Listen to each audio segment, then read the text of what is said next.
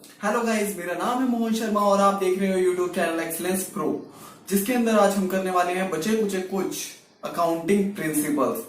हम last class के अंदर भी हम इसकी दो क्लासेस कर चुके हैं अकाउंटिंग प्रिंसिपल की, फर्स्ट और सेकंड। फर्स्ट के अंदर हमने कुछ अकाउंटिंग प्रिंसिपल और सेकंड में कन्वेंशन के बारे में देखा था। अब इस क्लास के अंदर हम ये देखने वाले हैं जो बचे हुए हमारे जो अकाउंटिंग प्रिंसिपल थे उनको हम देखेंगे। जैसे कि हमारे एक ऑब्जेक्टिविटी बचा हुआ है, ऑब्जेक्टिविटी कॉन्सेप्ट। ऑब्जेक्टिविटी कॉन्सेप्ट ये कहता है हमारा कोई भी ट्रांजेक्शन जो भी हम रिकॉर्ड करने वाले हैं ऑब्जेक्टिविटी मैनर में रिकॉर्ड की जाएगी। किसी भी ट्रांजेक्शन के अंदर पर्सनल बायसनेस नहीं होगी। जो भी ट्रांजेक्शन हम रिकॉर्ड करेंगे फ्री फ्रॉम पर्सनल बायसनेस होगी। मैनेजमेंट हो या फिर अकाउंटेंट हो, किसी का भी पर्सनल बायसनेस नहीं होनी चाहिए हमारी ट्रांजेक्शन के अंदर। तो पर्सनल बायसनेस कैसे हटाई जा सकती है, उसका हमें सॉल्यूशन भी इसी अकाउंटिंग कॉन्सेप्ट में मिल जाता है। इन स्लिप, मेमोस, कोरस्पॉन्डेंस, एग्रीमेंट और डिलीवरी चालान हो सकते हैं, और भी काफी डॉक्यूमेंट हो सकते हैं जिनके थ्रू हम ट्रांजेक्शन रिकॉर्ड करेंगे। सिर्फ वही ट्रांजेक्शन रिकॉर्ड की जाएगी जिससे रिलेटेड है डॉक्यूमेंट हमारे पास। अब हम एग्जांपल ले लेते हैं कि कैश परचेज मैंने करी है, कैश परचेज मैं करूंगा तो मुझे सामने वाली पार्टी कैश परचेज करते वक्त क्या देगी। मेरे को सामने वाली पार्टी कैश परचेज करते वक्त जो मेरा सप्लायर है मुझे कैश रिसिप्ट देगा। और ऐसे ही अगर मैं करता हूं क्रेडिट परचेज करते वक्त या तो मेरे पास हो सकता है इनवॉइस की कॉपी वो मेरे को देगी सामने वाली पार्टी, या मेरे को देगा डिलीवरी का चालान। ये दोनों डॉक्यूमेंट मेरे को मिल जाएंगे क्रेडिट में परचेज करते वक्त।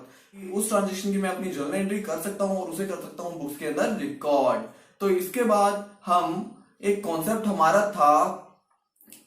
हमारा एक कॉन्सेप्ट था हिस्टोरिकल कॉस्ट कॉन्सेप्ट, जिसके बारे में हम नेक्स्ट पढ़ने वाले हैं। हिस्टोरिकल कॉन्सेप्ट के अंदर सारी जो भी हम असेट्स को रिकॉर्ड करते हैं वो हम उसकी जिस डेट को हमने बाय करी थी असेट्स उस वैल्यू पर हम उसको रिकॉर्ड करते हैं।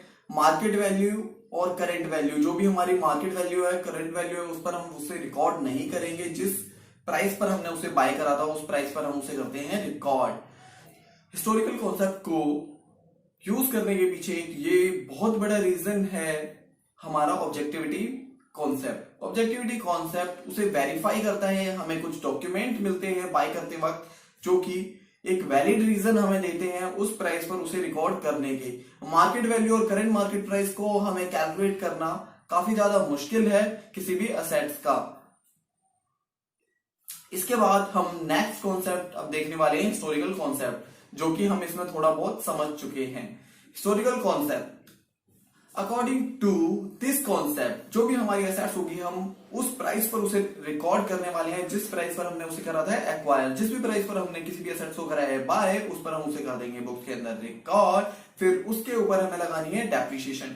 Time to time, year to year हम उसके ऊपर लगा सकते हैं डेप्रिसिएशन, बट उसका प्राइस हमारा जो भी हमने एसेट्स बाय करी है वो हमारा कम ज्यादा नहीं हो सकता, इंक्रीज और डिक्रीज नहीं हो सकता है मार्केट वैल्यू के अकॉर्डिंग या करंट मार्केट प्राइस। हो सकता है कि करंट मार्केट प्राइस उस मशीनरी का कम या ज्यादा हो, बट हम उसे उसी प्राइस पर रिकॉर्ड करने वाले हैं जिस प्राइस पर हमने मशीनरी को करा था बाय, या कोई भी फिक्स एसेट हमने करी थी बाय, उसी प्राइस पर हम उसे करेंगे रिकॉर्ड, ना कि करंट मार्केट प्राइस पर। इसके पीछे कुछ जस्टिफिकेशन दी गई है कि करंट मार्केट प्राइस और करंट मार्केट प्राइस को कैलकुलेट करना काफी ज्यादा मुश्किल है, उसे हम कैलकुलेट नहीं कर सकते हैं। और जो भी हमारे एक्सपर्ट होंगे, हर किसी एक्सपर्ट का अलग अलग ओपिनियन होगा, किसी भी एक्सपर्ट का एक ओपिनियन नहीं हो सकता है किसी भी मशीनरी के करंट मार्केट प्राइस को लेकर, हर किसी का अलग अलग होगा, इसलिए काफी ज्यादा मुश्किल है इसे रिकॉर्ड करना। तो हिस्टोरिकल कॉन्सेप्ट के अकॉर्डिंग जिस प्राइस पर हमने उसे बाय करा था उसी प्राइस पर हम करेंगे उसी मशीनरी को रिकॉर्ड। और हमारा गोइंग कंसर्न कॉन्सेप्ट कहता है कि जो हमारा बिजनेस है वो काफी लॉन्ग टाइम तक चलने वाला है, तो हम उस टाइम पर भी हमारा जो इंडेफिनेट पीरियड तक चलने वाला है बिजनेस, तो हम जिस प्राइस पर हमने मशीनरी को करा था बाय उसी प्राइस पर उसे रिकॉर्ड करेंगे, ना कि time to time current market value change होती रहेगी मशीनरी की। कुछ ड्रॉबैक भी हो जाते हैं हमारे, कुछ ड्रॉबैक भी है कॉस्ट और हिस्टोरिकल कॉन्सेप्ट के बारे में।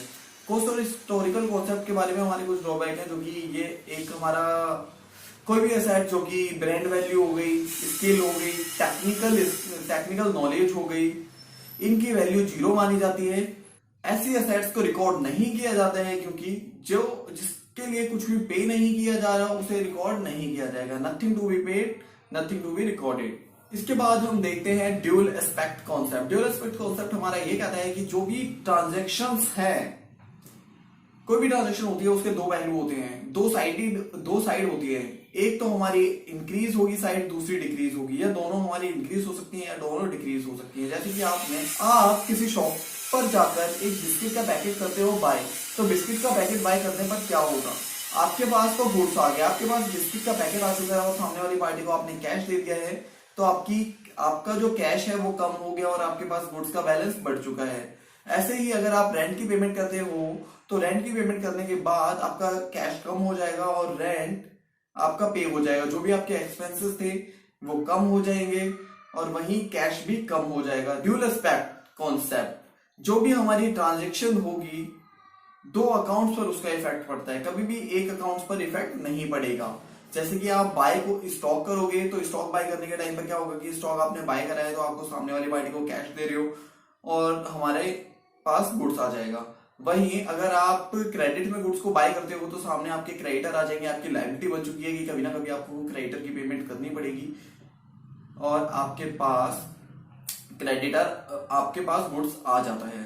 सेम ऐसे ही अगर आप सेल करते हो सामने वाली पार्टी को, सेल करने वाले टाइम पर भी क्या होगा कि सेल करते वक्त आपने सामने वाली पार्टी को सेल करा है, तो आप अगर कैश में सेल करते हो तो आपके पास कैश आ जाएगा या बैंक का बैलेंस बढ़ जाएगा और सामने वाली पार्टी के पास गुड्स चला जाएगा, आपका गुड्स कम हो जाएगा, स्टॉक कम हो जाएगा। वहीं अगर आप करते हो गुड्स क्रेडिट में सेल करने पर क्या होगा कि आपके डेटर्स का बैलेंस बढ़ जाएगा और स्टॉक का बैलेंस कम हो जाएगा। अब इस जो हमारा ड्यूल एस्पेक्ट कॉन्सेप्ट था इसे हम डबल एंट्री सिस्टम कहते हैं क्योंकि डबल एंट्री होती है इसकी। Assets equal to liabilities plus capital. Assets का जो बैलेंस है लायबिलिटी और कैपिटल के होता है इक्वल। हम आगे assets equal to liabilities plus capital के बारे में इस इक्वेशन को आगे हम देखने वाले हैं अकाउंटिंग इक्वेशंस चैप्टर के बारे में, जिससे आपको काफी कुछ अच्छे से समझ में आ जाएगा। अब हम आगे चलते हैं मैचिंग और revenue concept. Matching concept net profit की कैलकुलेशन के लिए यह मेथड काफी ज्यादा हो जाता है जरूरी, क्योंकि ये सही कैलकुलेशन कर देता है हमें नेट प्रॉफिट की। जो भी कॉस्ट हमारी लगी हुई है इस करेंट ईयर के अंदर उसे हम रेवेन्यू से करते हैं चार्ज। जैसे कि हमारे पास जितनी भी हमारी कॉस्ट हमारी चार्ज हुई होगी, जैसे कि रेंट, सैलरी, कमीशन, कुछ भी हमारी कोई भी एक्सपेंसेस है वो सारे हम रेवेन्यू में से माइनस करते हैं, उसे प्रॉफिट एंड लॉस अकाउंट में हम डेबिट साइड में दिखाते हैं। सब जितने भी हमारे एक्सपेंसेस होंगे सारे हम माइनस कर देंगे। इस मैचिंग कॉन्सेप्ट के अकॉर्डिंग ही हम आउटस्टैंडिंग एक्सपेंसेस, प्रीपेड एक्सपेंसेस और अपने अक्रूड और अनअर्न्ड इनकम को भी करते हैं रिकॉर्डेड। तो इन सब के बारे में भी हम चारों आइटम्स के बारे में एक बार देख लेते हैं।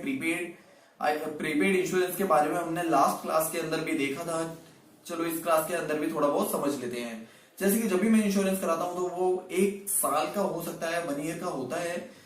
जैसे कि मैंने इंश्योरेंस 1 जुलाई 2020 को कराया है तो वो नेक्स्ट ईयर 30 जून 2021 तक मेरा इंश्योरेंस होगा मेरा।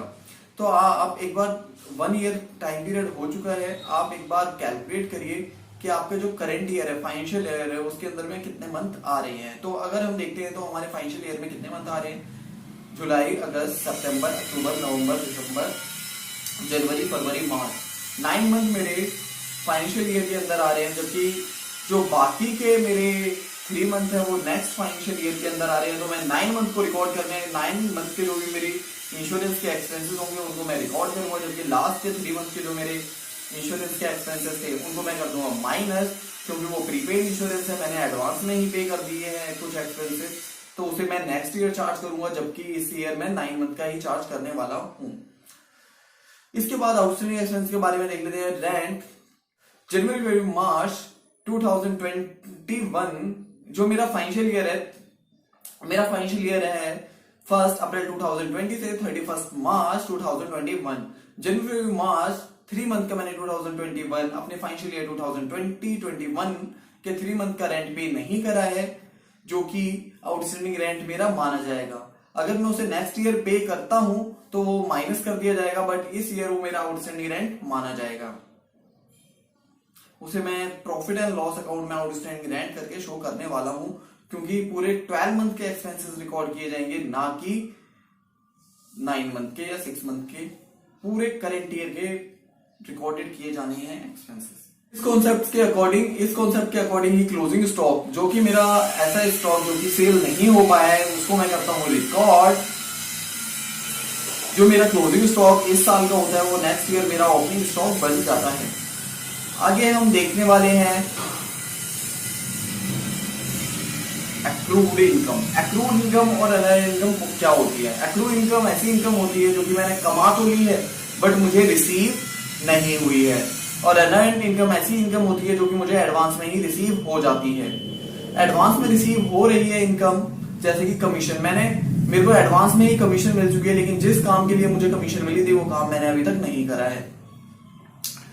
तो इसके बाद आगे हम देखने वाले हैं रेवेन्यू रिकॉग्निशन कॉन्सेप्ट के बारे में। Revenue means the amount which is added to capital as a result of business operation। Revenue हमें अर्न होता है सेल ऑफ गुड्स से और सेल ऑफ सर्विसेज से। अब सेल ऑफ गुड्स के बारे में तो हर किसी को पता ही होता है, हम सेल ऑफ सर्विसेज के बारे में देख लेते हैं, जो कि ओला उबर हमें जो भी बसेस की सर्विसेज हो गई या IRCTC हो गई, या कोई भी हमारे घर कुछ भी रिपेयर करने आते हैं, आप बाइक रिपेयर कराते हो या बाइक की सर्विसेज कराते हो, ये सारी हमारी सर्विसेज के अंदर आ जाती है। जो भी रेवेन्यू हो, ये उनके लिए रेवेन्यू हो जाता है। रेवेन्यू किससे हो रहा है? एक तो सेल ऑफ गुड्स से या सेल ऑफ सर्विसेज से, जो भी होगा दोनों रेवेन्यू के अंदर हम करते हैं ऐड। और इसे कब रिकॉर्ड किया जाता है रेवेन्यू को? जब टाइप करते हैं, जो टाइटल होता है ट्रांसफर हो जाता है गुड्स का एक पर्सन से दूसरे पर्सन के पास, और जब वो लेवल हो जाता है पे करने के लिए उसे, तो हमें तब उसको रिकॉर्ड करना है अपने रेवेन्यू को। जैसे कि मैंने गुड्स को सेल करा है फर्स्ट जनवरी 2021 को, तो मैं उसे रिकॉर्ड भी उसी डेट को कर लूंगा, जबकि मुझे रिसीव वो बेसिक से नेक्स्ट ईयर में हो रहा है, मैं उसे उसी ईयर में रिकॉर्ड कर लूंगा अपने डेटर्स के नाम से। रेवेन्यू मेरा हो जाएगा, मैं रेवेन्यू को रिकॉर्ड कर सकता हूं।